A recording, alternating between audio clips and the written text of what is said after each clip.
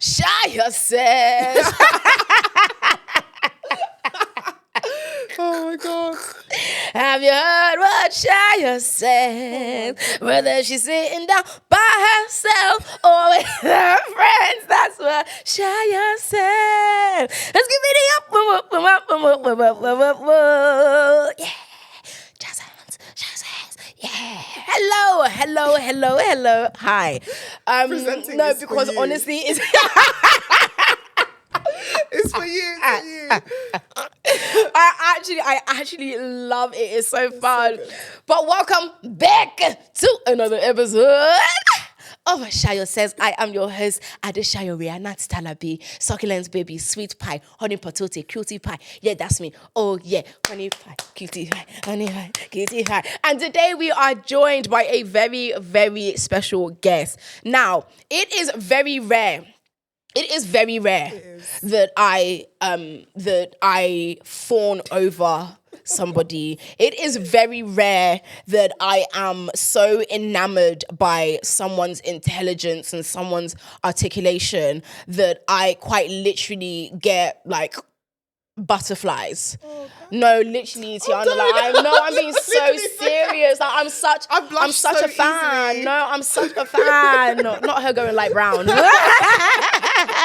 I'm such a fan because you're just so like I really, really respect your takes. I really respect your humanity. Like. And I just think you are amazing. I am joined by screenwriter, social commentator, cultural archivist. Do you know how much? Listen, I love archivists, historians. Those are my historians. people. I love to dive into their brain. I love the way they think. So Yeah. one of my friends is like a history nerd, right? Yeah. Anytime she like says, "Did you know?" Ask her. Yes, I want to know. Tell me the I things. actually want to know. Explain the cultural I impact and how have it affects us to today. know. Like, what? Yes. She dropped out of uni, but it's okay. We're going to go back there and pick up our history Even degree then, again. that's something we could probably even talk about because Yes. do you need university? Do to we? be a Do you know what I mean? You know. But I am joined. I was in the middle of. This is gonna happen a lot, sis. It's gonna happen a lot. We'll start. Okay. But I am joined by none other than Tianna The Writer. Hey, it's me. I know. I'm not sitting in my bedroom. No, because literally I see you in that yellow bag. It's so, do you know what though? I love the yellow background because it's so reminiscent of like Caribbean. Yeah, like, I've got like this green and yellow. Yes, in the back I love it. How are you doing, sister? How are good. you? And you know, when I told people I was going to paint the room green as well the first time, people were like, ew, why would you do that? I was like, you guys don't see the vision. They don't But see the I said that vision. I pulled it off. They don't see the I'm so glad I pulled it off. vision. They do not see the vision. Because you know what? Why must every wall be beige and white? Yeah, I was What are we just doing? I think I was just over that, and I really wanted something with a bit more character. So even recently, that room that you guys normally see me on the TikTok is my bedroom, but it's actually supposed to be my living room. Okay. And I changed the bedroom. I started changing the bedroom into an art room. So I've been literally clearing it out over the past like, couple of weeks. I say that, but I've been doing that for like over a year. Yeah, no. And like I end up kind of like storing things in there. No, like moving things. it takes a long time. It does. It really does take a long But time. I'm just like really keen on like cultivating my space. In fact, it's funny because there was a TikTok page that I found. I'll give it to you afterwards. So you can put it up on the screen. But there's this lady on TikTok, a black woman, who explains the different kinds of interior design spaces for like black people. Yeah. So she'll be like, oh, this is South African brutalism, and this is blah, blah, blah, and this is blah, blah, blah. And seeing all the different ways that we cultivate our home, I was like, wow, cultivating your home is more than like... It's a curation. Like, you're actually curating a space. Prior to that, I saw it's like a vanity project, something that when you invite people over, you can say, oh, look, I've got here this, is I've my... got that. Yeah, it's my Picasso. It's about taking Mind you, Picasso pictures. was a terrible fucking man. I realized, no, you live in this. Like, you've got to have your cultural practice 100%, in this space, in the walls, 100%. On the bed, everything. No, literally. Because when we were talking, before we started recording, we were talking about how I'm moving back into London. Woo, yeah. Because I've been talking about needing to move back into London for the longest time. Yeah. My goodness. But like I'll even put up a video, a clip, but every place that I've moved into, because I was in London for like 3 years. Yeah. And 2 years in my first place, and then 1 year in the other place. Right. The minute that I moved in, my African art was boom on the wall. Yeah. My plants, the masks. I collect masks from my travels instead of like fridge magnets. Right. Because I just feel like that's to me, that's more culturally significant. And I just love like having the masks up on the wall. And I'm like, okay, cool. This is the mask from Mauritius. Yeah. And the one from Mauritius, because obviously like the dodo bird was native to Mauritius. Yeah. Obviously before, the whites decided to extinct them. Like I could no, like the dodo birds actually, like they could actually still be here chilling, but no, extinction level threats. These extinction level threats just coming. Because West Indians, when they go to the Caribbean, what they'll do is they'll collect like sand, and so when you go to people's houses, you'll have like little pots of sand on their windowsills, and they'll be like, "Oh, that's from Saint Lucia, that's from Jamaica, that's from this." I saw a video the other day. Doing that too. Yeah, I saw a video the other day of Irish Americans, and when the children were born, they had like soil brought from Ireland.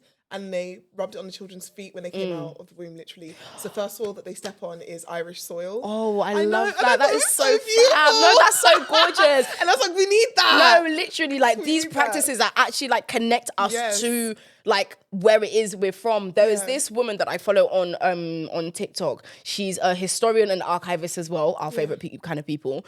And she, there was a study that she brought to my attention where about better identifying the bones of enslaved people, like deceased enslaved people, and how using the teeth of formerly enslaved people, obviously who have died, and connecting it using like the soil, because there was like a certain mineral, minerals that you can get in people's bones and teeth, etc. And so now, like, I think the technology has advanced all the I don't know whether it's like archaeological or whatever, but like they connect based on the minerals that they find in the teeth, they can connect it back to particular soils that are found in different areas of, like Africa and Brazil and different places that, enslaved people were trafficked from, etc.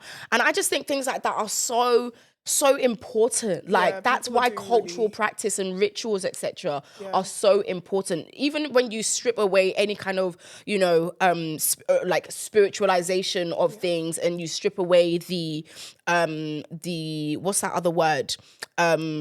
Mystifying, mysticism behind things. You get practices that are just about connecting you with where it is you're from. And obviously, like as a cultural archivist, I really want to delve into that a bit more with you. You care about that as well, no, I love I'm an atheist and proud. So every time I say, I'm just like, man, I'm an atheist, man. No, because it's just, especially in this, like, in the rising Christo-fascist state that we are like globally, that we are like experiencing, like what happened to the separation of church and state, bro? It's funny because even I'm running a workshop this weekend, which is like called Future Ancestors Workshop, where I'm encouraging people to come who want to create their own Black British ritual or cultural tradition, and we're going to run through them. We're going to do the workshopping on them, giving our ideas, supporting each other in designing them, and then hopefully people will go out there and produce and then distribute them if that's what they want to do. It's going to be the first one that I'm running. It's just going to be online, but I was surprised over 100 people signed up. So I was like, okay, no, the thing is that a lot of people are interested in these things, similar to how like a lot of people are interested in conversations around atheism and irreligious that was what I was going to say. There was so I sent out a form that people were filling out for to share their interest, but also there was like a little section for them to put any of their concerns. And quite a few people were like, I really don't want this to be a religious space. I want this to be something else. And it's interesting because I feel like what lots of Black people are trying to say to me at this time when they say things like that is that they feel like there's no concept of ritual or practice if that's not like one of the Abrahamic religions. So that was like really interesting that so many people said that, because I was like, it's not like I'm a Christian who goes online and I make like Christian content or anything like this. I don't make spiritual content, so why would people assume that's what I want to do? But yeah, that's really what I'm hearing. I think sometimes like the caveat is kind of like given because it's like religiosity, especially within Black communities, is kind of like the dominant kind of. It's been definitely a dominant way of us gathering in terms of ritual building, has been spiritual. I think what I'm keen to do is to not separate the spiritual from the pragmatic. Because I see us very much as like spiritual beings. As in, there are things about human beings that are mystical and mythical. Inherently. Yes, of course. And to not drain it of that, but then to also not put Abrahamic religions in the Yeah, space. I think it's a framing. Yeah, it definitely is. But I just thought it was really interesting that people didn't really see a way of having spiritual conversation without Outside of the framework of even religion. that I was thinking, oh, it would be good if some like Black people who are, for example, practicing, let's say like Yorubaism, if they were able to come and then talk about how they intend to inject that into Black British culture, culture building. Ifa is such a beautiful spiritual system, and the intelligence behind it as well is I like. So even with the deities, right, the Orisha, if you like Orisha, Ori is head, Right. Sha is like gather, collect. So Orisha quite literally almost like transliterates to gather your head, collect your head. Right. There was a big emphasis on like mental cognitive processing within Ifa and things like that. Like it focuses on the importance of using and engaging your brain. Like there's so, and obviously because of the fact that things get lost in translation a lot of the time, like similar to how one of the deities, more so like saints, false equivocation, but just like linguistically speaking, Ishu, who is like a trickster deity, right? When the missionaries came,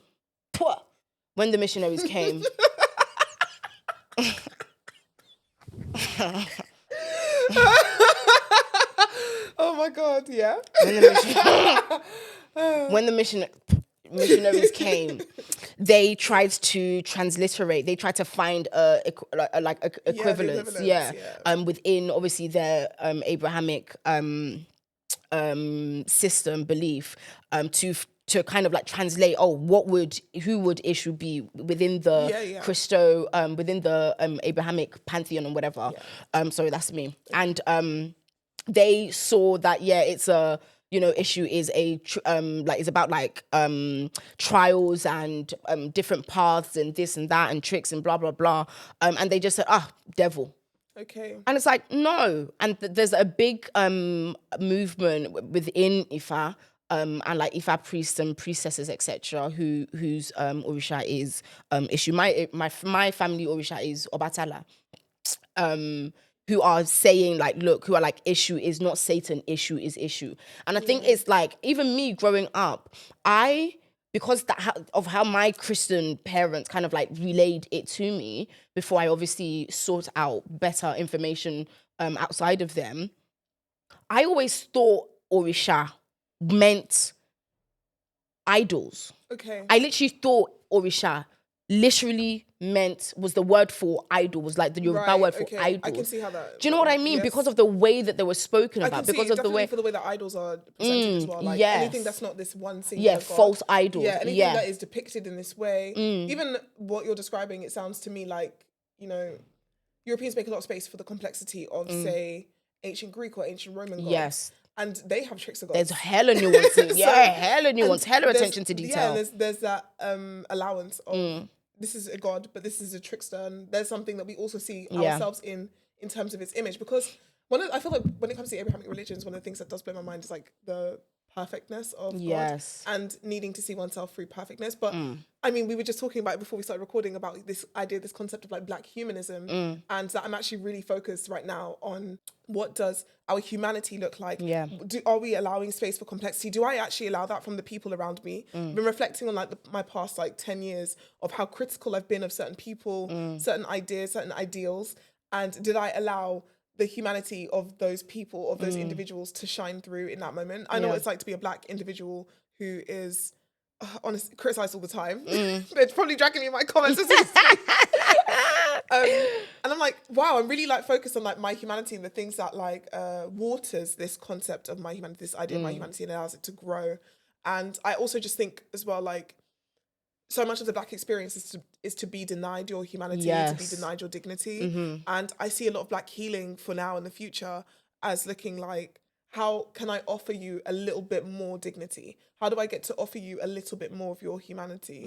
So for example, even like yesterday, I was raising mutual aid for a friend who isn't Black, but even then still the practice is the practice. Yeah. And, just like going out of my way to not share details about them online when I'm raising funds for them, like just give them a little bit more of their dignity and their humanity. Not that I want them to feel like they need to be ashamed. That's not what I want them to feel at all. But am I focused on what the human is here and what the human need is? And it's changing me. Yeah, I think it's very, and it's true. I think like even the concept of humanity, especially when we extend it to civility, like we were talking about that in the DMs about how our concept of what is civilized and what isn't civilized and what is civil and what isn't civil, especially within the larger context of white supremacist systems, that, you know, white people have appointed themselves, white power structures, societies, etc., have appointed themselves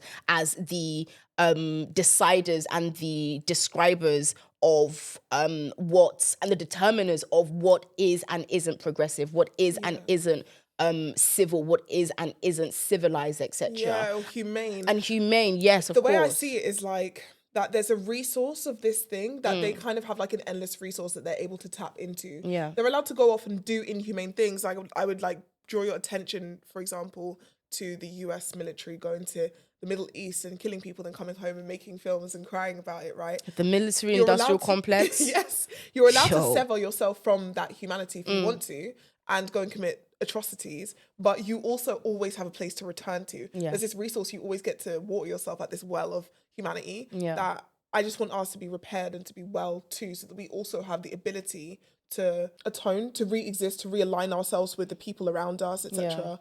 I would be remiss, like it would be off kilter for me to sit here and tell you that Black people never commit atrocities. We know that Black people commit atrocities right now. Yeah, of course. And really, honestly, genuinely, what does the world's healing look like if we had more of humanity as a resource that's been afforded to us? Yeah, 100%. I think it's a really interesting line that Black societies in general kind of walk, because we were talking about how on one hand Black people are in a perpetual state of being dehumanized whilst also being deified, and both of these things, like being deification is just on the other spectrum, it's just on the other end of the spectrum of dehumanization, racial dehumanization. You know, like similar to how you know, on one end of the spectrum you have just very blatant, very dysphomistic discrimination, right? And then on the other side of the spectrum, you have the deification. The deification is the thing that like is bothering me so much. So much. Especially because I spoke about it on my TikTok, but I noticed a cultural change in how people are responding to Black British women than they have in the past. And there's like more of this concept that we have cultural capital, that we... so you know, like how the narrative from America, which is like listen to Black women if it's oh sister, and I'm like, I get things wrong, you know. I remember I was on TikTok live the other day, and someone was like to me, like, when's your book coming out? And I was like, January 2027. And they were saying to me, oh, I'll buy anything you put out. And I was like, sure, if I don't get cancelled before then. And they were like to me, but why would you get cancelled? Because I do mess up things sometimes. Yeah, sometimes I'll be talking shit. Because I do mess up things sometimes. And it's not helpful to me as a person who's trying to be a person who's really focused on my humanity. Yeah. If you say that to me. Yeah. Like, you shouldn't. Oh, you never miss. I remember the video that you made and I'm like, actually, that gives me anxiety. So one of the things that I do a lot these days is like every so often I'll just lock all of my social media accounts. Not delete them, but just like lock them overnight, because I will literally wake up with anxiety about those comments like, oh, you never miss. And I'm like, wow, I have to wake up today and now never ever miss again. I can't do that. And also like there's no opportunities for learning. People want to put others, like certain people, in a position of being the teacher, and I'm a student. I was raised like with Bujabanta lyrics that said like you can't be you can't seek knowledge without beginning with humbleness. So from my perspective, I want to be a knowledge seeker, therefore I have to ground myself in humility. And that's been interesting to deal with online. Yeah, I think especially because you said it was kind of new to you as well. You know, I think your videos are being shared more, and it's being, you know, like there are more eyes on you, etc. So I think the parasocial relationship element of things like that, especially if it's something that you're not used to, and if you know, like you say that, you know, like you get anxiety from things like that. There have been times where they dragged me from Kilimanjaro to Nigeria to the US, child. I've been dragged. a good few times, but I have a superiority complex. You know what? I used to. do. So I've been active on Twitter since Yeah. like 2018. Yeah. I've been active on Twitter, so I've been dragged a couple of times on there. But I feel like it's a bit different with TikTok because people can see my face. Yeah. So I feel like because they see my face, they see me in motion. I'm giving so much more of myself. Yeah. And also the age at which I started. So I started doing TikToks at 28. I just turned 29. Happy birthday. Thank you.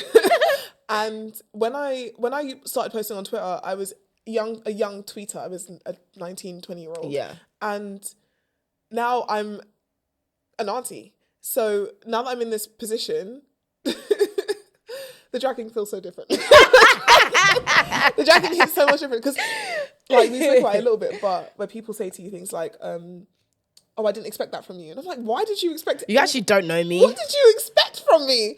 And sometimes Like, as well, why did you expect from, like, what are we doing I right got now? absolutely dragged, for saying, even this might be controversial, so RIP your comments if people say Nah, listen, I've been saying some controversial shit. I don't give a fuck. This was say what you gotta recent, say, but sister. Obviously, Getz has just been arrested for taking somebody's life in such a horrible way. Harrowing. And I watched for days as people made these very strongly worded opposing videos about how could you turn your backs on Getz? He's given so much to the culture and to the community. And then other people who were coming from the perspective of this is the worst thing a human being can ever do. And if you have any love for this person in your heart, you're a bad person.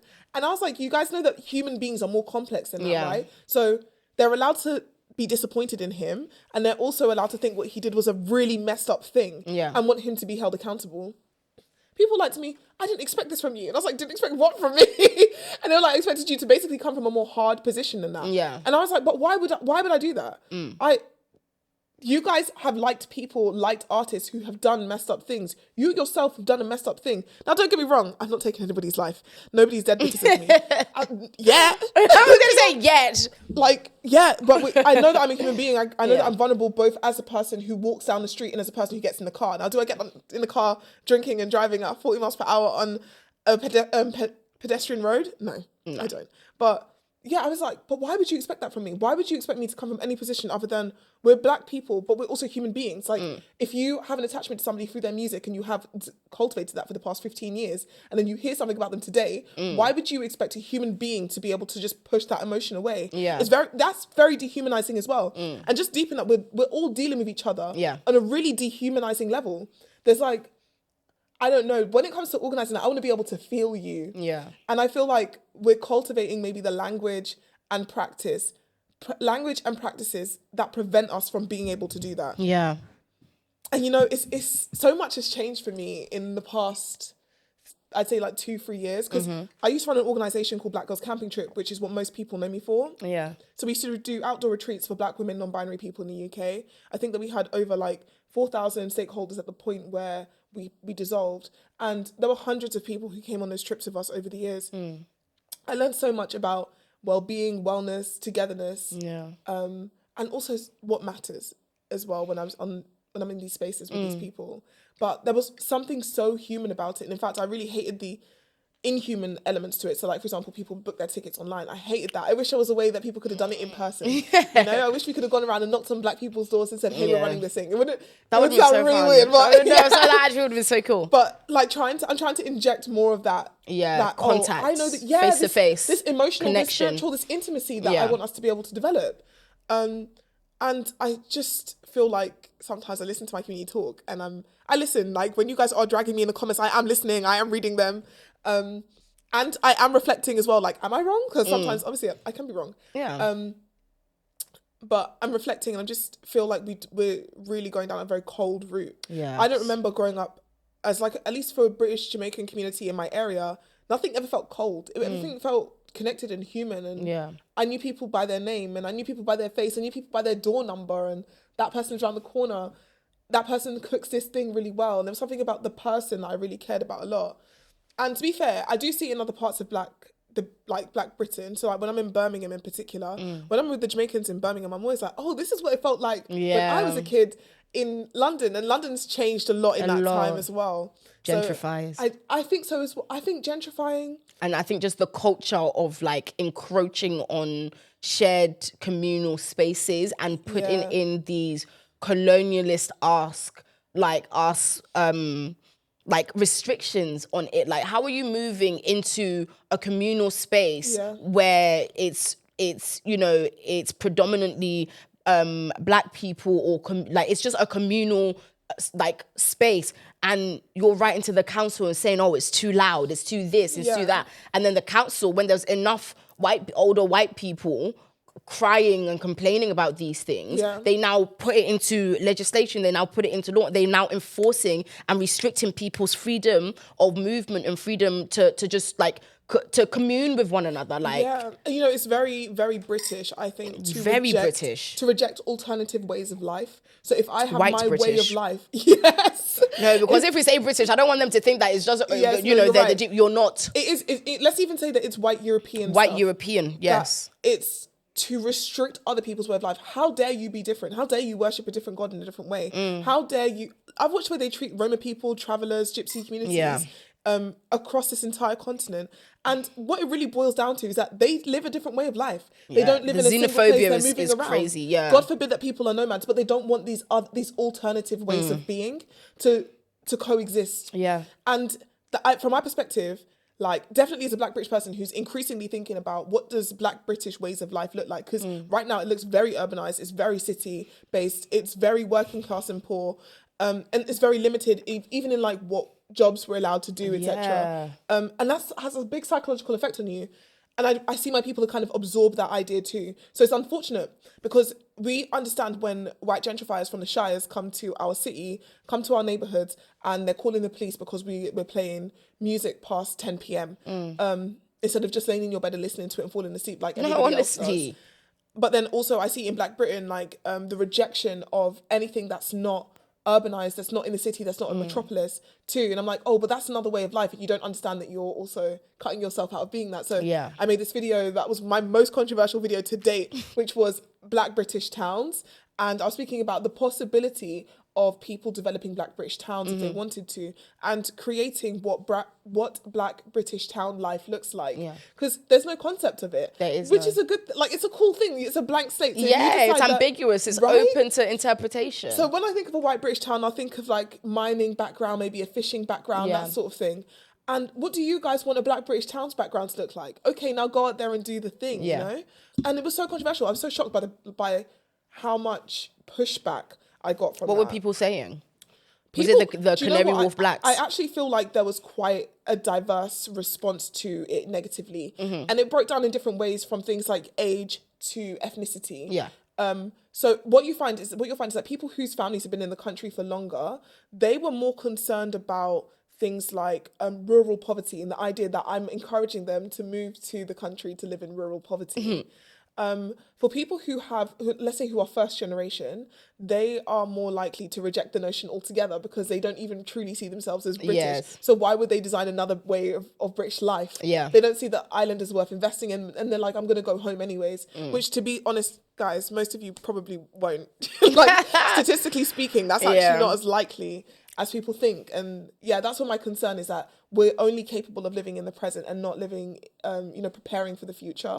And what Black British futures can look like. Whenever we speak about the future, there's always such a sense of dread, like, oh, I've got to prepare for the future, I've got to save for the future, I've got to get my pension ready, I've got to try and buy a house, I've got to try to find a partner, my time is running out on fertility, etc., etc. But never the excitement, never the imagination, the possibility. And every single day we're part of weaving something new that's going to exist. It's going to outlive us. And I think that's the thing. It's the lack of imagination. And I think it's also, there's this psychological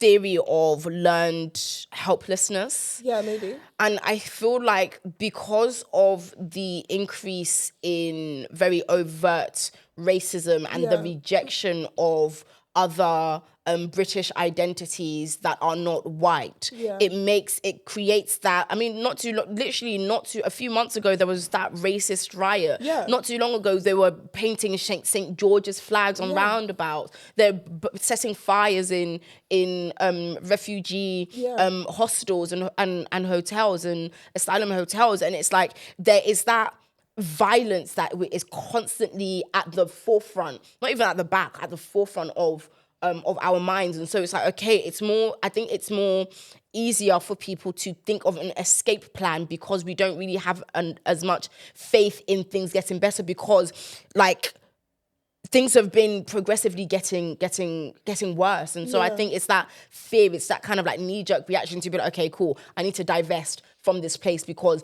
it's not investing back in me. It's all of the culture that, you know, we're bringing, all of the things that we are contributing to this society, to this nation, are being restricted, are being made even more difficult, are being undervalued, it's not equitably being, it's not equitable. And so I think it's, on one hand, I understand that, but at the same time, I'm a fighter.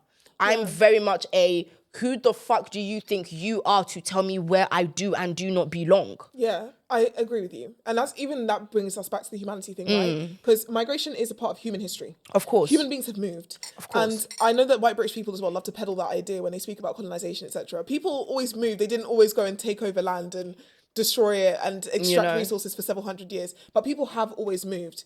And to deny, I think, any human being of the ability to move around is to deny their place in human history. And it's very dehumanizing. The way I listen, when I hear people speak like this, I'm always just like blown away. Then obviously there's our own personal histories, like our countries, our ethnic groups, etc. histories with the British Empire. Like how did they actually have the right to tell us to go anywhere at this point? It's been centuries. It's really frustrating. And I know that people definitely feel like it's getting worse. I would say that it's getting louder. But what I always try to remind people of is that, you know, the last 30 years of relative safety in places like London have been a blip. And actually, prior to that, it looked pretty much like this, if not worse. And it's one of the things as well I always bring up to people. I'm like, you know, that objectively, they can do less to us right now in this moment than they could in the 80s, in the 70s, in the 60s. That was such a crazy fucking time, bro. I cannot. I think we speak about these things in a way that is often oh yeah, well yeah, that happened. There's that kind of like disconnect to it. Yeah. But I think because I think my understanding of time not being linear and it being this cyclical, present continuous thing. I think about things like, you know, Windrush and, you know, all of the disgusting treatment, you know, like New Cross fire, the New Cross fire, New Cross massacre, etc. And I just think it feels so real, not just relative, real,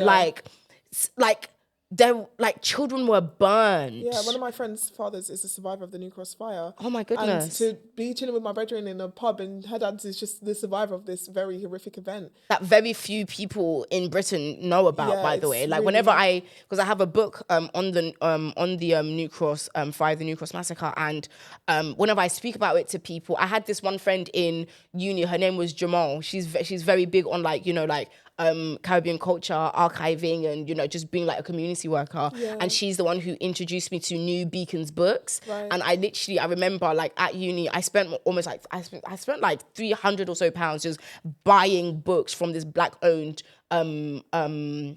bookstore that, you know, they were struggling financially, etc. I was just like, okay, cool, well, £300 student finance, boom, let me go. There's even a picture with my afro, my skinny little legs, or whatever. I'm just holding the books. I'm just I love those books. But I think the fact that these things can happen and it becomes suppressed. Well, I feel like the first thing that we should probably you've identified what one of the issues is, right? We've all come here from different places with different backgrounds. Yeah. And at different times. And the way I like to think about it is that the Black British community, the group of people who I would consider to be Black British people, it's an absorbent identity. Yeah. So it's absorbing people all the time, which means for any existing history, we have to understand and respect that people have personal histories that they are carrying, but that they're also being absorbed into an identity with its history, with its own history too. And it's for us to be able to bridge the gap between those who embody that history because they've lived it in a certain way, and bring in the people who are now going to be living that experience too, right? So I'm listening to you, for example, talk about the New Cross fire, and I'm like, to me, this is something my parents talk about because they were there and they were growing up in the time in the same city. Yeah. So it's part of this is just part of their normal stories that I would have heard growing up from my parents, the way I'm sure that you would have heard many different kinds of stories from your own parents too. Yeah.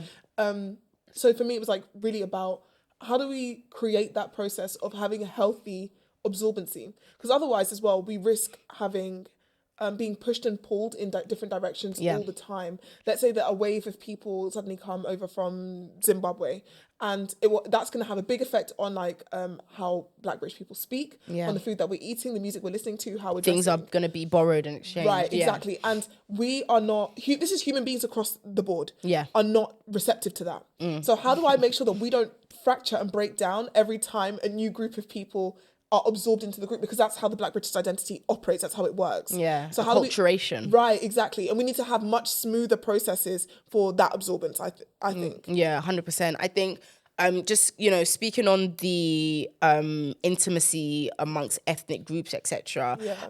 What ways do you think, or what ways have you seen or read about that help create an environment where intimacy and developing intimacy across ethnic groups is achieved? I want to tell you that there is some great example where people have done it successfully, but so few people upon contact are capable of doing it. And I even spoke about this recently. I was talking about like diaspora wars and plantain conversation. Yeah, I hate that term. I hate that term so much. Yeah, I was like, it minimizes. Yes, it does. It minimizes. And I was things. like, conflict very flattening. I'm trying to so I'm in my house. I'm like having these considerations all the time because I think that some people think that I have many conclusions, but really all I have is 1,000 questions. In my house. So I'm sitting down. I'm thinking about this concept of conflict, right? If I know that there's no group of people who've really got this right across history, why do I expect us to do it now?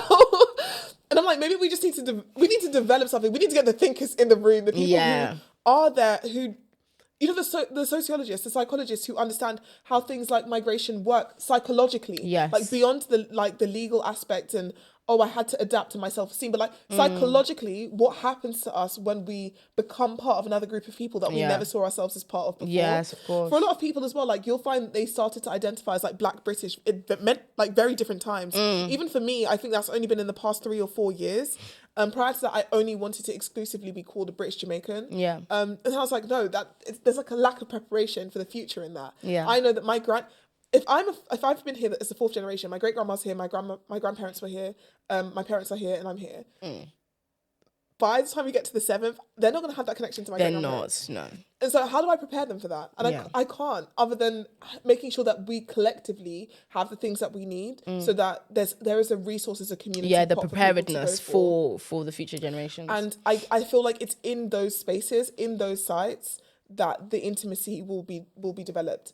What I have to say though, I think, is one of the things that I try to remember when I'm engaging with anybody, because there are many insults that, for example, so I'm a Jamaican, and there are many insults that other ethnic groups feel that they've experienced from Jamaicans. This is not just within Africa, by the way. This is also amongst Caribbean. Sorry to the Bajans, innit? I know you lot don't like us. And just really, accepting that many people are walking around jaded, and they're jaded for good reasons. And I'm not the person who did that to them. Maybe I was, actually. Maybe you just I might have said something snarky when I was 13 years old. And who knows? Kids can be cruel. Right. But just trying to remember that everybody is jaded and everybody has a reason to be jaded. And try to work with that. From that, I tried to start from there. And try to remember that we are at the start of something still. The world is changing very dramatically. Even the racial structures that we recognize today, as we recognize them, they could be very, very different tomorrow. The Chinese empire could take over. They could take over and say, actually, you know what? This group of people is going to be called this now. This group is going to be called that now. You lot are going over there. That could happen tomorrow. So I think just trying to engage with people I know that you're jaded. I know that you have reason to be. I know that people have treated you poorly because of who you are, because of how you speak, because of what your parents are like, because of who your God is or whatever. And try to connect with people from that point on. And I'm hoping that it's going to help me cultivate much more intimate relationships on an individual level. And then maybe if we are able to do that on a more individual level, then those webs will eventually become conglomerates that are groups. But it's about having multiple things as well. We don't just need the relationships, we also need the space, we also need the resources, we need the time. And these are all things that, the space, the resources, the time, these are all things that under, this capitalist world, late stage capitalism is restricting more and more and is taking away more and more from us. Yeah. We talk about Africans and Caribbeans being more so like communal people. Yeah. The sense of community that we have nowadays, is nowhere near the sense of community that we could have boasted about before. Where are the whole parties? Honestly, and where are the whole parties? What is going on? That things that like would bring us together. When I hear people say that they're going to a hall party, it feels more like an anomaly now than it did before. And people as well are saying that it doesn't have the vibe that it had before. And I'm trying to figure out why is that? Like, what is that about? Because even if I go to a hall party today, it does not have the vibe that it had before. Part of it I feel like is stunting culture. We've been very, very affected by stunting culture. Oh my gosh, it pisses me off so because I'm the kind of person, I don't give a fuck. Yeah. For me, it's like you can't say that you can't complain about how things have changed and then be a part of the reason as to why things are remaining in the way that they are, like regarding the change. You can't say that, we live too much in a surveilled society and then still internalize this surveillance and you're recording people when, when you're in the club or whatever, looking to gain clout and whatever off of trying to embarrass somebody. I go to the club, I lips. Yes. I go to the club, I'm dancing. I'm doing split in the middle. But I'm like, the leg is up. I don't care. Like, if it's the freedom, if we're talking about the freedoms that we used to enjoy that we miss, then okay, surely the only logical thing, the only logical way to bring that back and to address that is to do away with the stunting culture, is to do away with this sense of, necessary surveillance and this, pretense and performance and just live freely, like just entitle yourself to that. I wondered if we took the phones away tomorrow, would that vibe of surveillance that people are watching me, would that change tomorrow? And it wouldn't, because we're quite judgmental right now in this moment. So fucking judgmental, so conservative. It's very conservative. And I feel like we have to accept that we've been very affected by British classism. I feel like just accepting that process already started a long time ago for us. For me personally, like from my own research, like doing my master's degree, I would say that happened really in the noughties. What did you do your master's in, by the way? I did it in issues in modern culture. So I focus on literature, issues in culture and modernity. Ooh. I know. No, that just sounds do you know, it delicious. Was really, really good. There was like, for example, I remember reading a classmate's essay where they did something like how punk music, the language in punk music affected healthcare leaflets. And like people writing that whole essays and studies on just that, like a whole music genre has just affected the way we spoke about sexual healthcare. And I loved that aspect of it, like the way that it links the idea that we are civilized to cultural practices and all the literature that's around us. So we were allowed to assess films, we were allowed to assess comic books, books, music, whatever. So I did my dissertation on reggae music, grime music and drill music and how all three genres are showing, reflecting a change in British Caribbean people's ideas about their own freedom. It's if I sit with my granddad and my mum, we got very different ideas about what freedom looks and sounds like. Yeah. And these genres helped me to actually just track what that story has been for British Caribbean people, which has been exciting, actually. That was really exciting. Yeah, that sounds so much fun. I think it's also, I also want us to talk about how we can use things. Obviously, you were talking about music, etc. So how fashion and food, how we can develop intimacy through music, through fashion, through food, without infringing on other people's cultural sovereignty. See, I think that's really, really important because, this concept of like anti-community has become very emergent, I feel like, for us in the past 8 years, maybe. And when this controversy was happening with Ginger J and Backchat, I was like thinking about the ways that we're quite vulnerable as Black British people to digital platforms. Yeah. So we had platforms like Channel U or Channel AKA, SBTV is how a lot of our identity was initially consolidated, right? If we saw ourselves very differently before, then Channel U would have given us shared sound because we were all listening to the same music. It gave us shared fashion through those music videos, shared language because of the lyrics in the music. And so there was a shared sense of identity that was being cultivated. Digital platforms is where we initially came together. But it means that I feel like Black British people, we trust digital platforms now too much because we expect culture to be developed in these spaces in these ways. And when something like Backchat then does emerge, we flock to watch it because we assume it's going to be culture building. It's going to contribute to the culture for in the some way. culture. Right. I hate when people say that because you're actually quite literally working against the culture. Right. If we're trying to get the culture, for me, like the culture, it needs to be progressive. It needs to be something that is contributing and giving back to the culture, to the community, to the people who are creating the intellectual and cultural property. There needs to be respect for the sovereignty of the culture. These platforms, they just love using for the culture as just kind of like an empty title. Yes, and I think even for these platforms, it's just like a marketing thing, to be honest with you. Even if they're not creating or progressing something, at least if they were sustaining the idea of that thing. But when I watched Backchat, I was like, I don't feel like that's what this is doing. In fact, this is more fracturing. If you watch something like Channel U, that was unifying. This is fracturing. When we sit here and we watch this, we argue about it.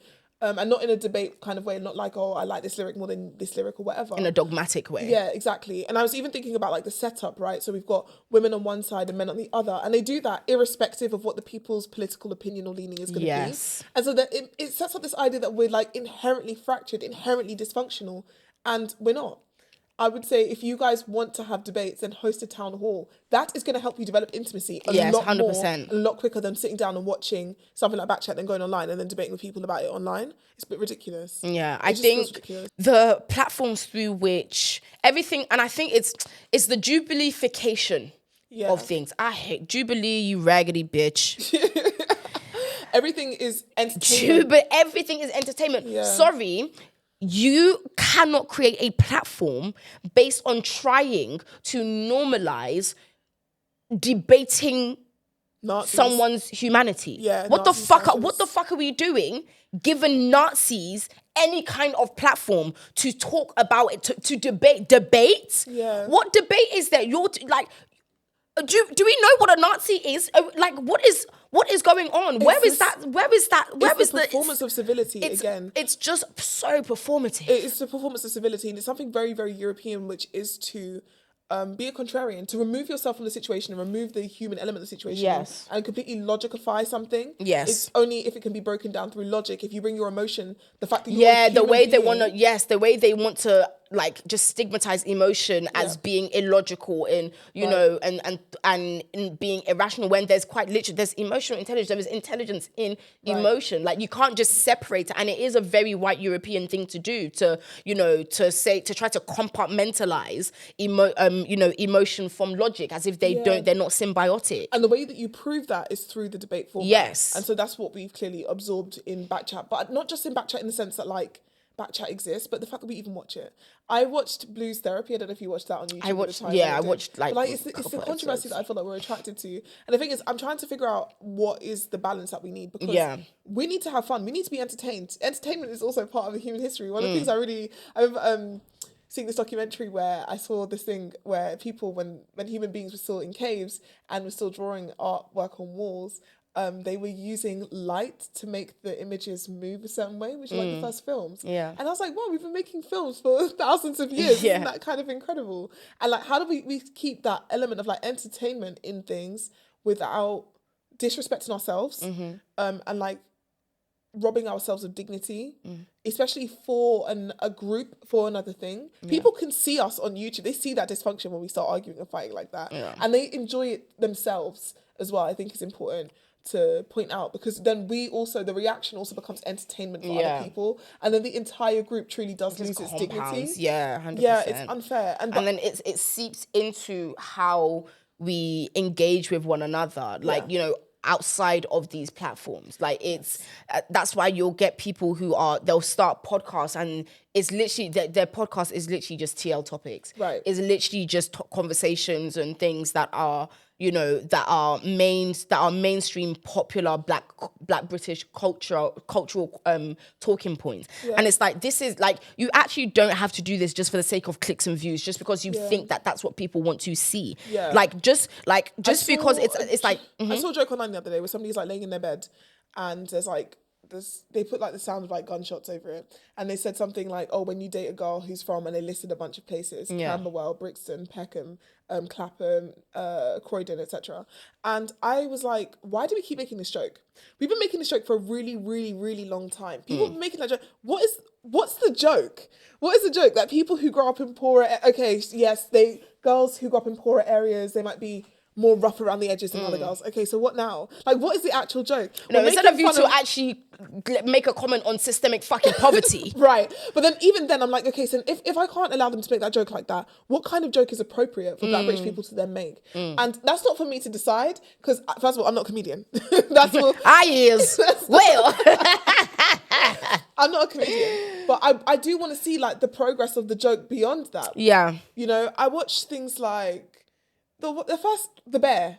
People talk about the FX The Bear, which is really funny. Where do we get a Black British The Bear if we're still making jokes about, oh, if your girl comes from Peckham, then of course she's going to bust shots at you? We can't get that far. We're not going to get that far.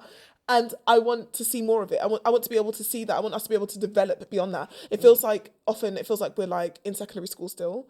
We're very attracted to secondary school hierarchies. Oh my God. And I think I feel like it's because there was even a tweet that I made not too long ago. Racially illiterate, self/group hating, misogynoirist Black men in elevated positions of power, influence, and affluence who have no sense of duty, care, respect, or consideration for Black women who have been the mouthpieces of quote unquote the culture set such unforgivable precedents. The conversations around, you know, when you said that the conversations that we are having as adult Black British like individuals on, you know, like online, etc., is like playground. I think a lot of it comes from the gatekeepers of culture, and the fact that it's very much like that cliquey sense of the boys who would be like the dummies, basically, that would have a more cultural capital, but weren't really socially or intellectually engaging. Part is that those people will be financed as well as adults because they are like that. Yes. So like I remember saying to a friend who's South African who was just visiting here, that he was asking about the landscape in Britain. He said that whenever I come here, I'm always blown away by how many interracial relationships there are. Bro. He said to me, do you guys not like each other? And I was like, I don't even know where to start. No, because where do you actually start? And I was like, well, we do like each other. I guess it depends where you go. Yeah. But I was saying to him, and he's talking about like some of our famous people. He's like, in particular, almost every Black British famous person, none of them have Black partners. And I was like, you know what? For a lot of them, like I listened to like Ian Wright speak about it in the past, about how he was when he started to like rise, he was encouraged to stay away from Black people, not go to Black clubs and stuff like that, because of his career. And what I was trying to explain to him is that that's systemic. Do you understand? Yeah. That is systemically keeping a person who's from a group of people away from them to ensure that, one, his club can keep making money off of him. Because if Ian was making a lot of money, his club was making a lot more money off of him than he was making. To ensure that his club can continue to make a lot of money, to make sure that that person is socially and culturally isolated, which he did eventually become. You know, he became quite emotional on a No Signal radio show during the pandemic when he spoke about this dissuadement, this discouragement, and the fact that he's happy that Black British culture continued to thrive and that he's able to now go on a Black British radio show. But also there's an acknowledgement in there that he did not contribute to that thing because of that dissuading, because of it. And so he was able to come back and use his community resource, but he didn't actually have to pour into it. And I was just saying to this South African friend that like, this is a systemic dissuasion that happens when people start to move through media and entertainment industries. When you do start to get certain kind of attention and they want to give you a certain kind of money, then you've got to stay away from certain kinds of people. And it's sad. And I'm not, by the way, if you see this in your person in entertainment and you're a Black person in entertainment, you've got a white partner, I'm not coming for you. I'm not saying you don't love your white wife. I'm not saying that. You and your white Nubian queen can... But yeah, there is this fracturing. I was saying that, you know, but what I do think is different from, like, for what he might describe, what he might feel, see in South Africa, and then what I would see and feel in Britain is that when he walks down the street and he sees a Black South African, and especially like if he's in somewhere like Cape Town where there's like loads of white people, he's going to identify with that person. He knows what they've experienced. We've got a shared story. We've got a shared identity. We know who we are relative to those people in the space. There's just me and you. That is intimacy. That's the intimacy I'm talking about, that I want us to be able to cultivate and to develop, to be able to identify with one another, to not identify simply as workers. So many Black British people only see their value through their job. That's why you have so many people who are so vulnerable to this Canary Wolf Blacks thing and sprinkle, shiny suit, Twitter, champagne, clink, champagne Twitter. Like, that's why they're like that, because they're vulnerable to that narrative. It's not just your job that makes you who you are, or I don't know what's happened with your ethnic group back home or your religious group back home. It's not these things. It's the fact that we have a shared story. And it's about making sure that we understand what our shared story is, even when we were scattered. Yeah. The point of the transatlantic slave trade is not just to extract labor from us, but to extract us from ourselves. Yeah. And obviously I'm saying this as a descendant of enslaved people, but you know, this disconnection has been systemic and sustained for a really, really long period of time. It's been very, very intentional. Yeah. And I think that's why it's so important to archive. It's so important to remember things. It's so important to build rituals, and that's something that I want to talk about. I think that people think that archiving is simply recording as well, and that it's quite benign, but a lot of it is actually story shaping. Okay, so when we learn about World War II in school, you guys know if Hitler won that war, that the story would be completely different, because we understand that history is not just it's not just subjective. So it's not just objective, it's subjective. Yeah. The people who tell us the facts also weave the story of what happened, how it happened, what it would have looked like, what it would have felt like.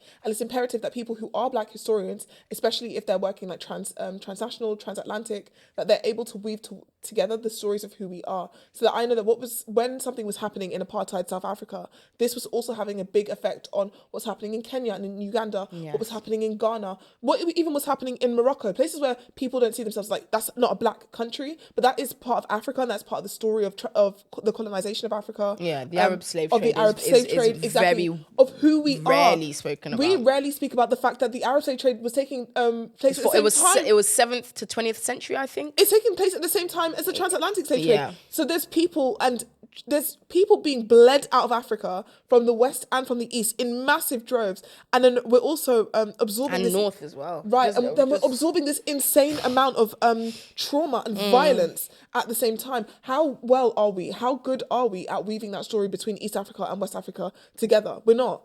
And even I remember talking to a friend who said that she hates this idea that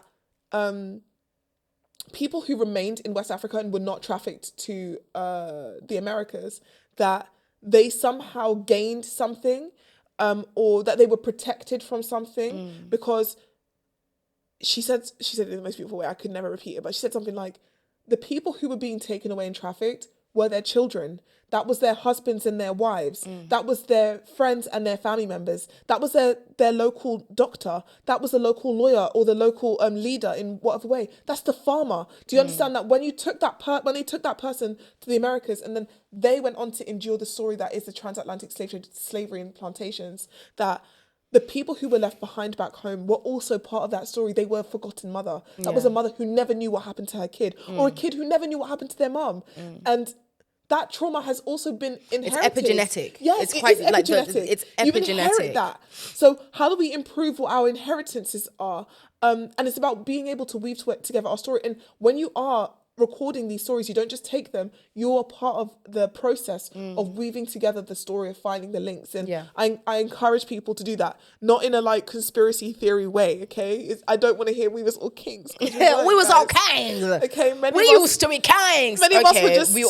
You also used to be farmers. Yeah, we farmers used were to midwives. be artisans, but midwives, herbalists, like, it's some cool. people were just again, it's like construction. deification. It's like deification. Like, you want to, they want to so desperately separate the image of and distance themselves from, you know, the identity of being enslaved people, that they go to the extreme and be like, we were kings, and that's the only narrative that they now want to push. And it's like, there are so many things, there's so much nuance that you are missing from from like these polarizing identities of enslaved or royalty. And it's like, no, there were people that were just normal people. Like, we were just normal people. Like, I think it was I forgot his name, but he said that colonization and slavery isn't Black history, it interrupted Black history. Yes. And I always think about how much better the world would have been, or how much the world has lost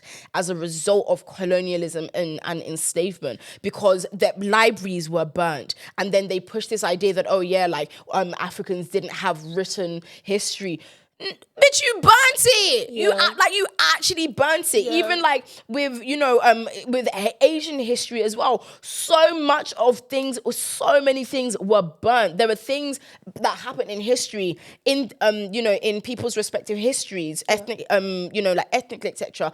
that we do not know, or we may not know for a very, very long time, because the apparatus hasn't been created. Similar to how we were talking about how the teeth of enslaved people are now being used in reference to the soil from various places and stuff. So, and it's like all of these things, all of these different techniques that have been lost. It's true. And I think even the most recent archive project, the one that I'm working on at the moment, which is to sit down with Caribbean elders in Northwest London in particular, which is where I'm from, and to record their histories and stories. The hardest part is actually been getting my elders to just be honest about what happened. Yeah. To be honest about how they actually felt about their parents. Did you actually like your dad? Did you actually like your mum when she used to do that thing? Or even the bad things that they did? Why did you cheat on your husband? Why did you cheat on your wife? And I want to know those things because I want to be able to record them as they really are. Yeah, I think people struggle with honesty for various reasons, and I think it's because it's so moralized, and I think it was even one of my favorite. But it's that desire to be seen in the same way that you're describing, the people who say that we were kings, that they have this separation, and there's a desire that when I do reach the point of being an ancestor, I have to be seen in this very clean way. So Nia Ola, who is I absolutely adore her videos, and I absolutely love her videos. She was talking about how oh shit, I forgot. You see this? Sex time. We'll talk about something before. Was it the cheating video that she made? The video on cheating? Yeah, she said that cheating is not the worst thing that you could do in the world, and people talk about people were chewing her pints. Yes. People were chewing her pints, but I'm not even sure if it was the cheating video that I wanted to reference, but either way, I think just the fact that people not being honest because of they want to maintain this idea of themselves for other people, this perception of themselves as being cheating is one of those things that I will put my hand up and I will say that when I was with my ex, I cheated on him. Cheated on the partner too. When I was watching but you know what? Let me give a little bit of context and then you can give yours, because this was the guy from New York. I've spoken about this guy from New York. I've spoken about this man from New York here for a minute, right? And I feel like I reveal more and more about the relationship, like in different episodes. But how this thing came about was I flew to New York. Mind you, this was the second and last time that I saw him throughout the entire 1.5 year relationship. I saw that nigga twice. Right? I paid for my own flight. The whole time we were in a relationship, he never sent me money. He never sent me like gifts. Nothing. No, he was a pen pal, right? I flew myself to New York. I paid for the Airbnb that I was. Do you get? Now I cheated on him. Stayed in the paid for the fucking Airbnb that I was in. He did it. Not one fucking thing. Why was I in that relationship for so long? Anyways, so I spent like ages cooking. I made stew. I made like chicken stew, rice. I cooked for us, right? He was supposed to get home at let's say 6 p.m. Okay. He did not get home until like 12, right? Okay. He sends his boy to keep me company. Oh, he kept me company, all right. He pawns me off to his friend. He spends the entire time that I am there away from me, right? we barely spent any time together. It was his friend taking me to Central Park. It was his friend taking me to all these places. It was his friend showing me around, like actually spending time with me. Yeah. I spent hours cooking this meal for him. His friend comes, he's like, oh yeah, he's not gonna be able to make it, blah, blah, blah, blah, blah, blah. Yeah. His friend is like, he sees how upset I am because like he saw how much effort I put into this fucking meal, right? Right. I do not make a habit of cooking at all, right? So I thought, okay, cool, let me, you know, he's going through some things. Let me be a good girlfriend. So even the whole relationship just felt so performative. I felt like I was just stepping into a role as opposed to actually being. Do you know what I mean? Yeah. And so I cooked for him. He didn't show up, bro, until like 12 or whatever. The friend saw just how upset I was about it because I was just like, I spent all this time just here. Where, you know that scene in Sex and the City where Samantha puts sushi on herself and she's just there. She's laying there. Laying there for hours. And this guy, she's like, I never cook, let alone adorn my body with sushi for a man, and you show up late. That was the kind of thing that I was feeling. So the friend, he buys us wine, he rolls up for us and whatever, and like I'm cooking, I'm like he's cheering me up, he's spending time with me, etc. Throughout the night, he's making comments. He's like, like you're so, you know, like you're so fun, you're so blah blah blah. I'm just like, okay, cool. I'm drunk, I'm high. Sorry, I'm a different person when I'm a combination. You know what I mean? I'm a different person. Yes. So he's like, mind you, I've spent my entire stay in New York with him, right? The one night that I was promised by the boyfriend that, you know, it was gonna be us two, we were gonna, you know, whatever. He wasn't even there, so we're smoking, we're drinking, whatever. Like I'm getting like tipsy, I'm under many influences, etc. And then like he kisses me. So he kissed me, right? The kiss was maybe like 3 seconds. Okay. Short kiss. Yeah, around 3 seconds. And I was just like, no, like I can't. So that was the extent to which, you know, I cheated, etc. Oh my God. I should have known, but like, and then what really pissed me off, and then the friend gave me a foot rub. That's my weakness. Yeah, okay. I love it. It was very intimate, and that was the yeah. kind of intimacy that I wanted with my fucking boyfriend. That he was quite literally denying, and like he was denying and rejecting me. I was just like, that's crazy, because how are you like the friend was so much more complimentary of me. He was like, he did so much. He was my man for that trip. Like, what the hell? And so what really annoyed me though was the fact that like friend told my ex that, you know, told my ex what happened whilst I was in the fucking plane. When I had no no connection or anything. I get back to fucking London. My man calls me. She's like, oh, is there anything you want to tell me? I'm just like, oh. Oh my God, I could never, ever tell you this story then. I'm not gonna lie. You'd have to have told me something outrageous, because I did something outrageous. No, say it. If you say it, and then if you don't want it on, we can take it off. But honestly, for me, cheating on a useless man who is, I really don't care. Cheating on a useless man who is not a good boyfriend, not a good partner. People are like, oh, you could just leave. It's really not that. That just flattens things, mind you. Yes. But for me, it's like, I mean, yeah, I could have just left, but again, it's not a black and white kind of situation. The reason why I don't tell people my cheating story is literally the thing we were just talking about in terms of like this deifying, especially black women.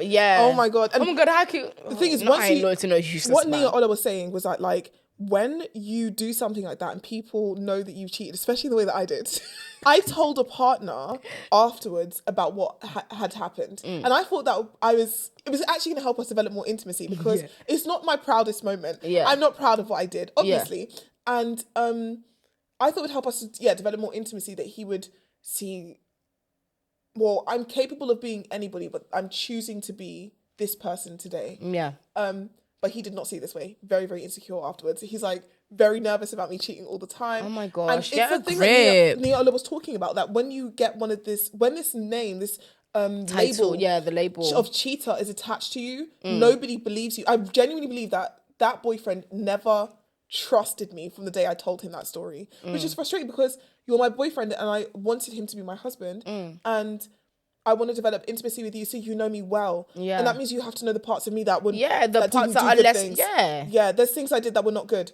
Because I'm telling you to like, not because I'm proud of it. I'm telling you so that you have more context on the kind of person. And it's like, when I'm wrong, I'm capable of saying I was wrong. I'm not proud of it, but that's the kind of accountability that that's the kind of thing I want to foster with you. And no, that wasn't the experience that I had. It was, loads of paranoia about everything and everybody. Where are you going? And all these sorts of things.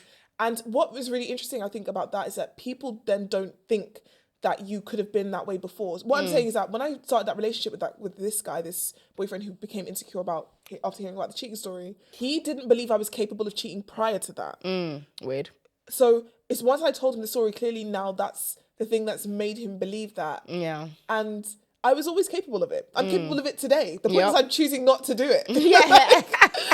And how much do I get to determine who I am today versus yesterday? Yeah. I feel like there's very little space that's provided. There is very little space. And I think that's why the statement, once a cheater, always a cheater, for me, it never sat right with me, because it's like, what a way to flatten, like, actual relationship dynamics. Yes. Like, I know that I shouldn't have kissed, the guy that my ex's friend, I mean, he kissed me, I kissed him back a little bit, but I was also drunk and high, and, like, I was really sad because my boyfriend was neglecting me, like, repeatedly, mind you, and, like, he wasn't doing any, because I was fulfilling my roles, or what I thought my role as a partner, as a girlfriend was supposed to be, and he was not doing any of what he should have done. And so for me, it's like, we've agreed to this contract almost of how we're going to relate to one another. I'm holding up my end of the bargain, and you're telling me, oh yeah, this relationship is becoming a burden. You pursued me into this fucking relationship, and then you gave me a lackluster, very underwhelming fucking experience. So I kissed your friend. Yes, I licked your friend. The thing is, I wouldn't even feel bad about it. To be honest, it's like, whatever. The actual act of cheating, I don't feel bad about. And even to this day, like, when that conversation was happening on TikTok about whether or not you would still be friends with somebody who's cheated on their partner. Why would I give a fuck if one of my girls cheated on her man?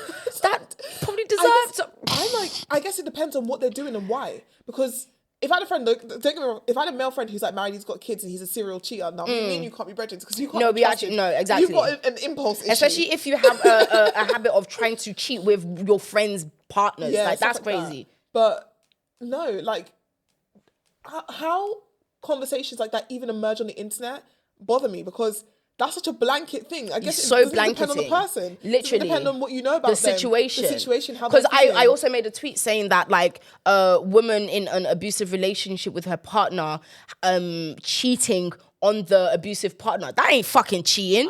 I don't care. That's an escape plan. I don't care. That's an escape plan. You're finally normalizing the fact that you do not owe loyalty to this person that is abusing you. That relationship that I was in, honestly, it was so dissatisfying, and it made me second guess myself so much. Right. And it's like, why the hell am I even in this situation with this guy who doesn't even care enough to show up for me when he says he's going to show up for me, who doesn't even care enough? I can tell you what you did doesn't make you a bad person. And it's very difficult for people to understand. Accept that, to understand that. And I guess it's because of that you could have just told him, bitch. I think as well, because people think first, as in primarily as I could have been victimized by that, as in somebody could do this to me. But do you know what it is as well? I think as well, one of the things that helps me is that I make friends really easily, and I find lovers really easily as well. So I like to be out there. I like people. Girl. I like people. I want to talk. I want to hang out. I love romance. I love to enjoy myself. I love spontaneity. Who doesn't? And oh my God, there's so many boring people out there. No, people are so fucking boring. And because of that, like, I guess I don't feel the same fear of being cheated on that as other people do, because I feel like I'm going to find another partner anyways, even if that does happen. So as long as I know, and I'm not walking around looking stupid, absolutely then fucking stupid, I can find somebody else. I can hang out with somebody else. It's not that deep.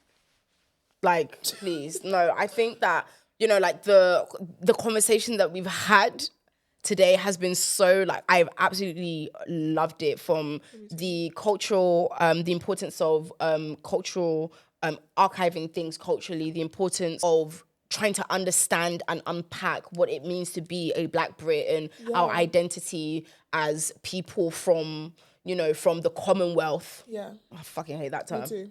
Absolutely hate that term. Because why is my good sis Tavian, why is she No, like, why has she been here since she was like fucking 3? Why has she been made to be paying like thousands over the years to try to legitimize her stay in the UK? Why when she wasn't considered a citizen, despite being here since she was like fucking 3, why is she still paying taxes then? Yeah. Why is she still fucking paying taxes? Even the hurricane hit Jamaica and it's... Where is that? It's frustrating, but I have every faith in our ability to come together and get through these moments. Yes. I think it just needs to be very intentional. We need people like yourself who are archiving these things and speaking about the But I feel like what we need is like day-to-day activism. Yes, 100%. It's a day-to-day kindness that I offer you. It's a day-to-day consideration I'm offering you. Yeah. When I walked in here, the first thing you said to me was like, oh, sister, I need to see you as my sister. You need to see me as your sister. And I think that's imperative for how we get through this moment and how we start to build the things that are sustainable and have the same feeling and vibe as the whole party. Because at the end of the day, you could put 100 black people in a room, but if they don't like each other, it's not going to have the same vibe as 100 black people who do. 100%. Yeah. And I think it's also about just quality. I think like it's about the quality of the connection, not just not just the shallow surface identifications, you know? Because like, you know, when people are, I'm rooting for everybody black. Yeah. A lot of y'all are coons. A lot of y'all are coons. A lot of y'all are black of the face, white in the mind. And it's very apparent in the way that you interact with other people. Even when it comes to like online, whenever like I'm, like speaking to like a black woman, even if it's, like someone's coming at me sideways or someone is, I'm like, they've said something that is like harmful. Like usually it's like, I preface it with sister. There was one babe that I was talking about, I made a tweet about, I responded to a tweet about how men have failed boys. Right. And I said men have failed boys in the sense that like they failed to raise them, they've failed to protect them, they have failed to guide them and to nurture them. They push the responsibility of raising boys on women, not even just the mother, just women within the community, and then have the fucking effrontery and the audacity to blame women for how boys are being raised or whatever bad things are happening, etc. And they don't take the accountability, the social accountability for their contributions or lack thereof in these boys' lives, etc. And I ended it with saying bastard, because one thing about me, I'm gonna call a man a bastard from Monday to Sunday, right? I think that what a lot of our men have a problem with, this is not even just us, but I can see it in different fonts for different groups, but it's a problem with the concept of inheritance. Yes. And what inheritance is, they feel that they're supposed to leave behind. Yes, and the entitlement. Then what they become entitled to as they grow up, right? So they see the inheritance, we're supposed to inherit like, certain skills, but they see that children are supposed to inherit those skills from women. And if children are supposed to inherit those skills from women, then only women have to cultivate those skills. Yes. And that's why you get boys going to university and they can't cook for themselves. And then they'll be going to different girls' dorms and begging. And then you'll now have the girls who are raised to so much center, men that they'll now be doing and cooking, feeding into that. And it's just that cyclical. And it's these broken inheritances. They need to see that teaching young people to be decent people. To be decent people is part of the inheritance that they're supposed to pass on to. Yeah. See, it's a responsibility. When I'm out, I don't even think this is about black people because kids are kids, but when I'm out and there's kids around, all children are my children. All children are my children. Right. I am so precious about children. Like I just can't. Every time I see a child, especially a little dark-skinned black girl, I'm smiling. Just like, oh my God, you are so beautiful. I'm talking to the mother so that she doesn't feel like there's just, who's this weird babe trying to talk to my child? I'm just like, your daughter is gorgeous. Your daughter, like, she's so smart. She's this, blah, blah, blah. Like, it's just about fostering that relationship, that human connection with one another, and just seeing each other, like just disarming each other, just disarming all of the barriers and the walls that you have up. I'm very much like sister. Like sisterhood is so important to me. Same. Especially because I understand just how integral it is to black womanhood. As a womanist / black feminist, etc. This is something like, this is my everyday thing. Like this this isn't a lifestyle, this is a way of life. Like, and so I feel very precious even literally, about. I said that to somebody, like, bro, this like, is a way of life. This is a way of life. I don't come on the internet and talk about these things. I'm actually trying to embody the practice. Now, but I'm trying to embody the practice. Yes, it's at the forefront of your mind. It's something that is like, for me, it's like a knee-jerk reaction. Like, I'm going to lead with, you know, that kind of like understanding and respect, and just be like, okay, cool, boom. Obviously, there are some people like with male-identified women that are quite literally, they make you lose it. They make you lose it. Sometimes I do lose it. I lose it Sometimes too. I do lose it because like it's harmful. It's not about offense. It is about harm. You know, any single time that I, you know, that I can look back at one of my actions and I can identify it as potentially harmful, it sends a chill down my body, because just like, it's not just that it's harmful. Now I'm thinking, who did I harm? How many people did I harm? Even without it being intentional. Sometimes we make mistakes. Again, we're not, you know, we don't deify ourselves, and so we don't want to be deified. But it's like I will take the accountability, and I will be like, okay, cool. I need to atone for this. I need to double down on how I can show my community that I am a safe space. I am someone that you can trust. I am one of your sisters. I am someone that cares about and for you, to make you feel comfortable. This is increasingly important to me as well, because like, I guess healing sounds a bit woo-woo, but it really is about healing that I'm thinking of, because there's no progress without us being able to heal some of these wounds. And what is the language of repair? What is the processes of repair? I remember when my friend first started to develop, you know, introduced me to the idea of abolition, like prison abolition. And I was like, it just feels like the victim gets nothing out of that, blah, blah, blah. And then I realized it's because there's a deficit in my own imagination about what repair can look and feel like. A lot of it is imagination. Like, our imagination is, I think I need to do like a whole nother episode. I'd love to even maybe like have you back and talk about it a bit more as well. But I would like, sorry to cut you off also, but I think it's like our imagination is informed by things such as language, because people's vocabularies are so restricted, and so your way of perceiving the world, even as someone who is bilingual, you know, I speak Yoruba and I speak English as well, understanding that, having that like split in there are like terms that exist in patois that don't exist in English. Exactly. But because I have it in patois, I'm like, oh, that's bad mind. Yeah. And because I know that's bad mind, I can't describe that in English, but I know the concept exactly. exists. And so it's similar to how, you know, like you're reading books from different people's perspectives, etc. Whether it's you know, like you're reading like fictional books from different people's perspectives, and it puts you outside of your own frame of mind. That's how I see language as well. Language is like that. Language really is like, it frames your world. But how we even write affects the way we see time, for example. So people who write from left to right see time moving this way. People who write from right to left see time moving that way. People who write downwards, they see time this way. And I think that's really interesting. Right? And I just think it's there's so much that, you know, like, this conversation has sparked in my mind as well. And so that's why I just really, really wanted you on. And I was so happy and so grateful for your time. No, of course, like, you were on my hit list of guests. I promise you that now. But also to show my appreciation, I got you some flowers. Oh. And I was looking at the flowers before, you know. Cute. And I was thinking, but the thing is, I got you these flowers. Which, no, this flower is literally the size of me. So nice. I got you these flowers because I just thought, like, it's just gorgeous and like all bloom. Right? Fab. I also got... Thank you so much for your time, Tianna. Thank you so much for the... Thank you for listening to me and taking me seriously. Sister, please. Oh my God, I like, feel so special. I wanted you to, you know, just feel appreciated, because I love the content it is that you, not even to flatten it, it's just content, you know, but like the commentary that you put online, the vulnerability, the openness, etc., that you foster online, because it's impacted me, it's changed me, and I just want you to know that you have changed me and you have had such an impact on me, and I'm so grateful for what it is you do. Don't let any of these bastards and any of these bastards and silly billies stop you from doing what it is feels right for you to do.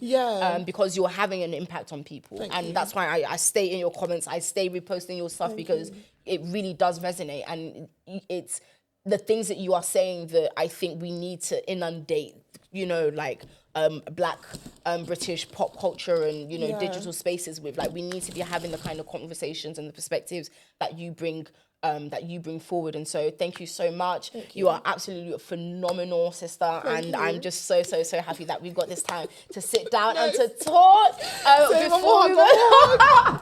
Oh, thank you so much. You're so welcome. Thank you. Before you go, I usually do this thing when I have a guest where I say, where I usually say, oh, Sayo says, and then I give my advice, I give my word and whatever. So I would love for you to speak to the camera, speak to the listener, and tell them what Tianna says. So Tianna says that you guys need to go out and think about everyday activism, the littlest, kindest things that you can do for the people around you, the people who are your friends, who are your family, whether it's just saying good morning to some people, that's all you've got to offer today, or knocking your neighbour who you know is elderly, lives alone, and saying, hey, do you want to sit down and have a chat? Those are the sorts of things that I want to see people doing and embodying in daily practice. And I promise you, it will be as beneficial for you as it will be for them, the individual, and for the wider community. Amazing.